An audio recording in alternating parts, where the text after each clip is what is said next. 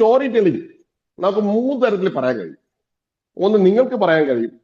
2, നിങ്ങൾക്ക് സ്റ്റാഫിനോ കസ്റ്റമറോ വിട്ട് പറയിപ്പിക്കാൻ കഴിയും. മൂന്നാമത്തതാണ് നിങ്ങളുടെ മികച്ച ആൾക്കാരെ കൊണ്ട് പറയിപ്പിക്കുക. മികച്ച ആൾക്കാരെ കൊണ്ട്, അല്ലെങ്കിൽ സമൂഹത്തിൽ അറിയപ്പെടുന്ന ആൾക്കാരെ കൊണ്ട് പറയിപ്പിക്കുക.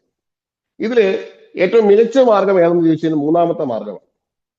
മികച്ച ഒരു ബ്രാൻഡിനെ കൊണ്ട് പറയിപ്പിക്കുക. നമ്മൾ ഇൻഫ്ലുവൻസർ എന്ന് പറയാറുണ്ട്. അവരെ കൊണ്ട് പറയിപ്പിക്കുന്നതാണ് ഏറ്റവും മികച്ച മാർഗം.